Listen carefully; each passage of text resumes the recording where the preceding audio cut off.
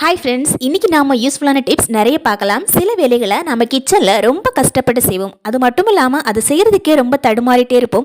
அந்த மாதிரி கஷ்டப்பட்டு செய்கிற வேலைகளை ரொம்ப ஈஸியாக எப்படி முடிக்கிறது, அது மட்டும் இல்லாமல் கூடவே சேர்த்து நிறைய கிச்சன் டிப்ஸும் பார்க்கலாம். நம்ம வீட்டுக்கு அதிகமாக தொல்லை தரக்கூடிய பூச்சிகளை ரொம்ப ஈஸியாக எப்படி கொல்றது அப்படின்னு பார்க்கலாம். வாங்க நம்ம வீடியோக்குள்ளே போகலாம். கடையிலேருந்து பருப்பு வாங்கிட்டு வந்தோன்னா இதை நம்ம ஒரு பாட்டிலில் இந்த மாதிரி ஸ்டோர் பண்ணி வச்சுப்போம். மிச்சத்தை நம்ம அப்படியே அந்த பேக்கெட்டில் வைக்கிறதுக்கு ரொம்ப கஷ்டப்படுவோம். இந்த பருப்பை நம்ம இப்படியே ஓப்பனில் வச்சுருந்தோம் அப்படின்னா இந்த பருப்பில் எறும்பு வந்துடும். அது மட்டும் இல்லாமல் கூடவே நிறைய பூச்சிகளும் இதை மோந்து பார்க்குறதுக்கு நிறைய சான்சஸ் இருக்குது. இதுக்காக நம்ம இந்த பாட்டிலோட மேல் பகுதியை எடுத்து இதை அப்படியே கட் பண்ணி இந்த கவரில் இந்த மாதிரி வச்சுட்டோம் அப்படின்னா நமக்கு க்ளோஸ் பண்ணுறதுக்கு ரொம்ப வசதியாக இருக்கும். பாருங்கள், அந்த பாட்டிலோட மூடியை கூட நம்ம இந்த மாதிரி யூஸ் பண்ணிக்கலாம். இந்த மாதிரி நம்ம மூடி போட்டு அதை மூடி வைக்கும்போது பெர்ஃபெக்டாக க்ளோஸ்டாக இருக்கும். நமக்கு பக்கத்தில் எந்த பூச்சியும் வராது. அதே மாதிரி எறும்பு உள்ளே போகிறது கூட வலியும் இருக்காது. இதை மறுபடியும் நம்ம ஓப்பன் பண்ணி கொட்டணும் அப்படின்னு நினச்சா கூட ரொம்ப ஈஸியாக நம்ம இதை பாட்டில் எடுத்து கொட்டிக்கலாம். ஜஸ்ட் அந்த மூடியை மட்டும் ஓப்பன் பண்ணாவே போதும். இப்போ நம்ம ஜஸ்ட் அந்த மூடியை மட்டும் ஓப்பன் பண்ணாவே நிறைய ஸ்பேஸ் இருக்குது நம்ம பருப்பு கொட்டுறதுக்கு. ஜஸ்ட் ஓப்பன் பண்ணிவிட்டு பாருங்கள் எவ்வளோ ஸ்பேஸ் இருக்குது அப்படின்னு உங்களுக்கே தெரியும். இதை நம்ம பாட்டிலில் கொட்டுறதுக்கு லைட்டாக இந்த மாதிரி ஓப்பன் பண்ணி கொட்டினாவே ரொம்ப ஈஸியாக நம்ம கொட்டவும் முடியும். அதே மாதிரி நம்ம பருப்பையும் ரொம்ப ஈஸியாக ஸ்டோர் பண்ணி வைக்க முடியும். கண்டிப்பாக இந்த டிப்ஸ் ட்ரை பண்ணி பாருங்கள். ரொம்ப ரொம்ப யூஸ்ஃபுல்லாக இருக்கும். நம்ம வீட்டில் வச்சிருக்கிற பொருட்களை இந்த மாதிரி ரொம்ப அழகாக பாதுகாத்து வைக்க முடியும். ரொம்ப ஈஸியாகவும் இருக்கும். அடுத்ததாக பார்த்தீங்கன்னா ரொம்ப ரொம்ப யூஸ்ஃபுல்லாக இருக்கக்கூடிய ஒரு விஷயம் தான் பார்க்க போகிறோம். நம்ம பாட்டிலில் இந்த மாதிரி உப்பு கொட்டி வச்சிருப்போம், இல்லை சீனி கொட்டி வச்சிருப்போம். எந்த வகையான பொருட்களையும் கொட்டி வச்சுட்டு அதில் ஒரு ஸ்பூன் போட்டு வச்சிருப்போம். இந்த ஸ்பூன் போட்டு வச்சிருந்தோம் அப்படின்னா இது உள்ளே தள்ளுறதுக்கு கொஞ்சம் கஷ்டப்படும். அதாவது பொருள் நிறைய இருக்கு இல்லைங்களா? ஸோ இதுக்காக நம்ம என்ன பண்ணலாம் அப்படின்னா இந்த ஸ்பூனை இந்த மாதிரி தலைகீழாக வைக்கணும். தலைகீழாக வச்சுருந்தீங்க அப்படின்னா இந்த ஸ்பூன் வைக்கிறதுக்கு ரொம்ப ஈஸியாக இருக்கும். அதே சமயத்தில் நம்ம இதை ஓப்பன் பண்ணிட்டு நம்ம பொருளை எடுக்கிறதுக்கும் ரொம்ப வசதியாக இருக்கும். நம்ம பொருள் வச்சிருக்கிற பாட்டிலோட கழுத்து வரைக்கும் பொருள் இருந்தது அப்படின்னா நம்ம ஸ்பூன் வைக்கிறதுக்கு ரொம்ப கஷ்டப்படுவோம். அந்த சமயத்தில் இந்த டிப்ஸ் ரொம்ப ரொம்ப யூஸ் ஆகும். ட்ரை பண்ணி பாருங்கள். அடுத்ததாக பார்த்தீங்கன்னா ரொம்ப ரொம்ப யூஸ்ஃபுல்லாக இருக்கக்கூடிய ஒரு முக்கியமான டிப்ஸ் தான் பார்க்க போகிறோம். இதுக்காக நம்ம இந்த மாதிரி ஒரு பாட்டில் எடுத்துருக்கிறோம். பாட்டிலோட மேல் பகுதியில் நாம் இந்த மாதிரி மார்க்கிங் கொடுக்கணும். மார்க்கிங் எப்படின்னா ப்ளஸ் மைனஸ் டாட் இந்த மாதிரி கொடுத்துருங்க. நாம் இந்த மாதிரி மார்க்கிங் பண்ணி கொடுத்துட்டு இதை நாம் ஒரு சூடு கரண்டிலையோ இல்லை ஃபோர்க் வச்சோ நல்லா இந்த மாதிரி இதை ஓட்டை போட்டு எடுத்துக்கவும் செய்யணும். பாருங்கள், நான் இந்த மாதிரி ஓட்டை போட்டு எடுத்துருக்கிறேன். ப்ளஸ் மைனஸ் டாட் அப்படின்னு ஓட்டை போட்டு எடுத்துக்கவும் செய்கிறேன். இப்போ நம்ம ஒரு பவுலில் 1 கப் அளவுக்கு கடலை மாவு போட்டுக்கலாம். 3/4 கப் அளவுக்கு அரிசி மாவு போட்டுக்கலாங்க.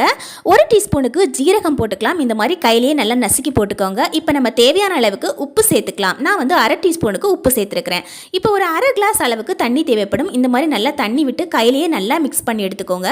கொஞ்சம் கொஞ்சமாக தண்ணி சேர்த்து நல்லா இந்த மாதிரி மாவை மிக்ஸ் பண்ணி எடுத்துக்கலாம். நம்ம மாவு பிசையும் போது சப்பாத்தி மாவு பதத்துக்கு இருக்கணும். அதனால் கொஞ்சம் சாஃப்டாக இருக்கிற மாதிரி நல்லா மாவு பிசைஞ்சு எடுத்துக்கலாம். நம்ம கையிலேயே மிக்ஸ் பண்ணும்போது நல்லா மிக்ஸ் ஆகும் மாவு. பாருங்கள், இந்த மாதிரி நல்லா உருண்டு வந்துடும். கடைசியாக இந்த மாதிரி நம்ம மாவு பிசைஞ்சு வச்சிருந்தோம் அப்படின்னா நமக்கு வசதியாக இருக்கும் செய்கிறதுக்கு. இப்போ மாவு இந்த மாதிரி நல்லா பிசைஞ்சு எடுத்துட்டோம். இப்போ பாருங்கள், நல்லா சாஃப்டாகவும் இருக்கும். அதே மாதிரி இது பார்த்தீங்கன்னா சப்பாத்தி மாவு பதத்துக்கு இருக்கும். இப்போ நம்ம ஹோல் போட்டு வச்சிருந்தோம் இல்லைங்களா பாட்டில், அதோட கீழ் பகுதியை இந்த மாதிரி கட் பண்ணி எடுத்துக்கோங்க. நாம் இந்த மாதிரி உருட்டி வச்சிருக்கிற மாவை இதுக்குள்ளே அப்படியே போட்டுருங்க. கீழே பார்த்தீங்கன்னா நான் ஓட்டை போட்டு வச்சிருக்கிறேன். ஃபோர்க்கு யூஸ் பண்ணி எல்லா இடத்துலையும் ஓட்டை போட்டுட்டேன் ஆல்ரெடி. இப்போ பார்த்தீங்கன்னா இந்த மாதிரி நீளமான ஒரு டம்ளர் ஒன்று எடுத்துக்கோங்க. ரொம்ப வசதியாக இருக்குது நமக்கு. இப்போ மேலே அந்த டாப்பில் வச்சு நம்ம அமுத்துறோம் அப்படின்னா ரொம்ப ஈஸியாக நமக்கு டிஃப்ரெண்ட்டான ஷேப்பில் நமக்கு கிடைக்கும். பாருங்கள், லைட்டாக ப்ரெஸ் பண்ணாவே போதும். நம்ம எந்த இடத்துல நம்ம ஹோல் போட்டு வச்சுருக்கிறோமோ அந்த இடத்துல எல்லாம் டிஃப்ரெண்ட்டான ஷேப்பில் நமக்கு கிடைக்கும். சில இடத்துல நம்ம ப்ளஸ் போட்டிருக்கிறோம், சில இடத்துல மைனஸ் போட்டிருக்கிறோம்.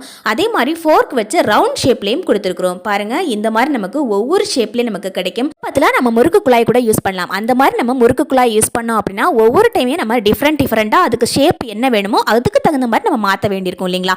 இந்த பாட்டிலில் நம்ம ஒரு டைம்லேயே எல்லா ஷேப்பையும் கொடுத்துட்டோம். அதாவது ப்ளஸ் மைனஸ் டாட் இந்த மாதிரி எல்லா ஷேப்பையும் நம்ம ஒரே டைமில் கொடுத்ததால ஒரே டைம்லேயே நமக்கு எல்லாமே நமக்கு ரிசல்ட் கிடைச்சிடும். பாருங்கள், இந்த மாதிரி எல்லாமே நமக்கு கிடைக்கிறதால அட் ஏ டைம்லேயே நம்ம எல்லாத்தையும் ஃப்ரை பண்ணிக்கலாம். இப்போ எண்ணெய் நல்லா சூடானதும் இந்த மாதிரி எல்லாத்தையுமே ஒரேடியாக கொட்டி நம்ம ஃப்ரை பண்ணி எடுக்க வேண்டியதான். பாருங்கள், எல்லா ஷேப்லேயும் நமக்கு கிடச்சிருக்குது. அரிசி மாவு சேர்த்து செஞ்சதால் ரொம்ப கிறிஸ்பியாகவும் இருக்கும், டேஸ்டியாகவும் இருக்குது நமக்கு. இதை நம்ம சாயங்காலம் குழந்தைங்களுக்கு ஸ்நாக்ஸாக செஞ்சு கொடுத்தோம் அப்படின்னா அவங்களும் ரொம்ப விரும்பி சாப்பிடுவாங்க. ஏன் அப்படின்னா இது எல்லாமே ஒவ்வொரு ஷேப்பில் டிஃப்ரெண்ட்டாக இருக்கிறதால. அதே மாதிரி வேலைக்கு போயிட்டு வெளியூரில் இருக்கிறோம் இல்லை தனியாக இருக்கிறோம் அப்படின்னா கூட நம்ம தனியாக செஞ்சு சாப்பிட முடியும். ரொம்ப டேஸ்டியாகவும் இருக்கும் நமக்கு. அதே சமயத்தில் நம்ம ரொம்ப ஈஸியாக முறுக்கு குழாய் இல்லாமலும் செய்ய முடியும். கண்டிப்பாக ட்ரை பண்ணி பாருங்கள். ரொம்ப ரொம்ப முக்கியமான ஒரு டிப்ஸ் தான் பார்க்க போகிறோம். அதாவது நம்ம வீட்டில் வர பூச்சிகள் எல்லாம் ரொம்ப ஈஸியாக எப்படி கொல்றது அப்படின்னு பார்க்கலாம். இதுக்காக நம்ம இந்த மாதிரி ஒரு விளக்கு ஒன்று ஏற்றி வச்சிருக்கிறோம். இதுலேயே அகலமான ஒரு பாத்திரத்தையும் வச்சுக்கோங்க. நான் இந்த மாதிரி ஒரு பிளேட் தான் வச்சிருக்கிறேன். இந்த பிளேட்டில் கொஞ்சமாக தண்ணியும் ஊற்றி வச்சிருக்கிறேன். பாருங்கள், இந்த மாதிரி பாதி அளவுக்கு தண்ணியும் ஊற்றி வச்சிருக்கிறேன். இப்போ நம்ம வீட்டில் ஈசல் வந்தது அப்படின்னா இந்த விளக்கை நோக்கி தான் ஈசல் வரும். ஈசலை பொறுத்த வரைக்கும் ஒரு நாள் தான் அதுக்கு வாழ்நாள். அது மட்டும் இல்லாமல் 10 நிமிஷத்துலேயே கும்பலாக வந்து நம்ம வீட்டிலேயே எல்லாம் வந்து செத்து கிடக்கும். ஸோ இதனால் நம்ம இதை பெருக்கிறதுக்கும் துரத்துறதுக்கும் ரொம்ப கஷ்டப்படுவோம். ஒரு பிளேட் தான் வச்சிருக்கிறேன், ஆனால் 4-5 பிளேட் கூட வைக்கலாம். விளக்க சுற்றியும் 4-5 பிளேட் வச்சிருந்தோம் அப்படின்னா 4-5 பிளேட்லேயுமே நமக்கு எல்லா ஈசலையுமே பிடிக்க முடியும். இப்போ எனக்கு இந்த ஒரு பிளேட்லேயுமே எவ்வளோ ஈசல் கிடச்சிருக்குது பாருங்கள். இந்த மாதிரி நம்ம ஈஸியாக நம்ம வீட்டில் வர பூச்சிகளை ஈஸியாக கொல்ல முடியும். கண்டிப்பாக இந்த டிப்ஸ் ட்ரை பண்ணி பாருங்கள். மழைக்காலத்தில் ஈசல் தொல்லைகள் அதிகமாக இருக்கும். இதனால் இந்த டிப்ஸ் உங்களுக்கு ரொம்ப ரொம்ப யூஸ்ஃபுல்லாக இருக்கும். நம்ம கவனிக்க வேண்டிய ஒரு விஷயம் இருக்குது. அதாவது ஈசல் வரும்போது எல்லா லைட்டையும் ஆஃப் பண்ணிவிட்டு அகல் விளக்கு மட்டும்தான் ஏற்றணும். அதே மாதிரி நிறைய ஈசல் வருதே அப்படின்னு சொல்லிட்டு 10-15 விளக்கெல்லாம் ஏற்றி வைக்கக்கூடாது. ஒரே ஒரு அகல் விளக்கு, அதே மாதிரி அதை சுற்றியும் ஒரு 4-5 பிளேட் தண்ணி ஊற்றி வச்சுருந்தாவே போதும். நிறைய ஈசல்கள் எல்லா பிளேட்லேயுமே செத்து கிடக்கு. நமக்கு அடுத்ததாக பார்த்தீங்கன்னா ரொம்ப ரொம்ப ஈஸியாக இருக்கக்கூடிய ஒரு டிப்ஸ் தான் பார்க்க போகிறோம். அதாவது நம்ம வீட்டில் இந்த மாதிரி அரிசி மாவு, கோதுமை மாவு எல்லாம் ஜலிச்சு எடுத்துப்போம் இல்லைங்களா?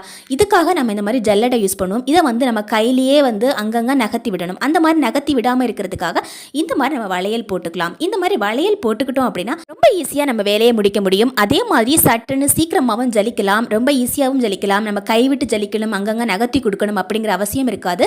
ஜஸ்ட் 3 வளையலை போட்டு விட்டீங்க அப்படின்னா அதுவே அங்கங்கே நகர்ந்து நம்ம கை செய்கிற வேலையை அது செய்யும். கையை விட்டு நாமளே வந்து அதை தள்ளி கொடுக்கணும் அப்படிங்கிற அவசியம் இருக்காது. இப்போ பாருங்கள் நான் எந்த அளவுக்கு ஜலிச்சு எடுத்துருக்கிறேன் அப்படின்னு. ரொம்ப சூப்பராக ஜலிக்கலாம். இந்த மாதிரி நீங்கள் வளையல் யூஸ் பண்ணீங்க அப்படின்னா மாவு, கோதுமை மாவு இதெல்லாம் ஜலிக்கும் போது இந்த டிப்ஸ் ரொம்ப ரொம்ப யூஸ்ஃபுல்லாக இருக்கும். கண்டிப்பாக ட்ரை பண்ணி பாருங்கள். ரொம்ப ரொம்ப எஃபெக்டிவான ஒரு டிப்ஸ் இது. அடுத்ததாக பார்த்தீங்கன்னா ரொம்ப ரொம்ப யூஸ்ஃபுல்லாக இருக்கக்கூடிய ஒரு டிப்ஸ் தான் பார்க்க போகிறோம். நம்ம வீட்டில் பழைய அம்மிக்கல்லோ இல்லை புதுசாக வாங்கின அம்மிக்கல்லோ இருந்ததுன்னா கண்டிப்பாக இதை ட்ரை பண்ணி பாருங்கள். இப்போ பார்த்துட்டு இருக்கிறோம் இல்லைங்களா, இந்த அம்மிக்கல் இது வந்து 15 வருஷம் பழமையான அம்மிக்கல். இதில் நிறைய பாசி பிடிச்சிருக்குது. அது மட்டும் இல்லாமல் நிறைய அழுக்கும் சேர்ந்துருக்குது. நம்ம ரீயூஸ் பண்ணுறது ரொம்ப ரொம்ப கஷ்டமான விஷயம். இப்போ நம்ம கோல மாவு கொஞ்சம் இந்த மாதிரி தூவி எடுத்துக்கலாம். அதுக்கப்புறமா நம்ம பழசுன்னு காலின்னு சொல்லிட்டு தூக்கி போடுற இந்த மாத்திரை கவர், இந்த மாத்திரை கவரை இந்த மாதிரி கட் பண்ணி போட்டுக்கோங்க குட்டி குட்டியாக. இப்போ பார்த்தீங்கன்னா இந்த மாதிரி ஃபுல்லாக இந்த மாதிரி கட் பண்ணி போட்டுட்டு கொஞ்சமாக இந்த மாதிரி தண்ணியும் தெளிச்சு விட்டுக்கோங்க. அப்போ தான் நமக்கு க்ளீன் பண்ணுறதுக்கு ரொம்ப வசதியாக இருக்கும். இப்போ நம்ம அந்த மேலே இருக்கு இல்லைங்களா கல், அந்த கல்லை வச்சு தேய்ச்சாவே போதுங்க. இந்த மாதிரி நம்ம தேய்ச்சி எடுத்துட்டோம் அப்படின்னா அம்மிக்கல் ரொம்ப ரொம்ப ஈஸியாக க்ளீன் ஆகும். நமக்கு எவ்வளோ வருஷமானாலும் சரி இந்த மாதிரி நம்ம சூப்பராக அம்மிக்கல்லை க்ளீன் பண்ண முடியும். பார்த்தீங்கன்னா பழைய கல்லுனாவே பார்த்தீங்கன்னா நிறைய பாசி பிடிச்சிருக்கிறோம். இதை வந்து நம்ம ஸ்க்ரப்பர் போட்டு க்ளீன் பண்ணாலும் அவ்வளோ சீக்கிரம் போகவே போகாது. இந்த மாதிரி கோல மாவு போட்டு நம்ம க்ளீன் பண்ணோம் அப்படின்னா சூப்பராக நம்ம க்ளீன் பண்ணி எடுக்கலாம். இதை நம்ம மேலே இருக்கிற கல் வச்சு இந்த மாதிரி தேய்ச்சி எடுத்துட்டோம் அப்படின்னா அழகாக நமக்கு க்ளீன் ஆகி கிடைக்கும். கண்டிப்பாக இந்த டிப்ஸ் ட்ரை பண்ணி பாருங்கள். புதுசாக அம்மிக்கல் வாங்குனீங்க அப்படின்னா கூட நம்ம இந்த மாதிரி க்ளீன் பண்ணி எடுத்துக்கலாம். இப்போ பாருங்கள் இதில் தண்ணி ஊற்றுனோம் அப்படின்னா அது எந்த அளவுக்கு கலர் சேஞ்ச் ஆகிருக்குதுன்னு உங்களுக்கே தெரியும். இது வந்து நான் ரொம்ப நாளாக வந்து யூஸ் பண்ணாமல் போட்டிருந்தேன் அம்மிக்கல். இப்போ பாருங்கள் எந்த அளவுக்கு இது க்ளீன் ஆகி கிடச்சிருக்குது அப்படின்னு. இப்போ வாங்கின அம்மிக்கல் மாதிரி புதுசாக நமக்கு க்ளீன் ஆகி கிடச்சிருக்குது. இந்த மாதிரி நம்ம க்ளீன் பண்ணி எடுத்தோம் அப்படின்னா ரொம்ப ஈஸியாக நம்ம க்ளீன் பண்ணி எடுக்கலாம். கல் பாருங்கள் எவ்வளோ பழன்னு இருக்குதுன்னு. புதுசாக இருக்குது நமக்கு கல் எல்லாமே. அவ்வளோ சூப்பராக நமக்கு க்ளீன் ஆகி கிடச்சிருக்குது. இந்த மாதிரி க்ளீன் பண்ணிங்க அப்படின்னா சூப்பராக நம்ம கல்லெல்லாம் ஈஸியாக க்ளீன் பண்ணி எடுத்துக்கலாம். இதில் சொல்லியிருக்கிற டிப்ஸ் எல்லாமே உங்களுக்கு ரொம்ப பிடிச்சிருக்கும் அப்படின்னு நினைக்கிறேன். தேங்க்யூ ஃபார் வாட்சிங் ஃப்ரெண்ட்ஸ்.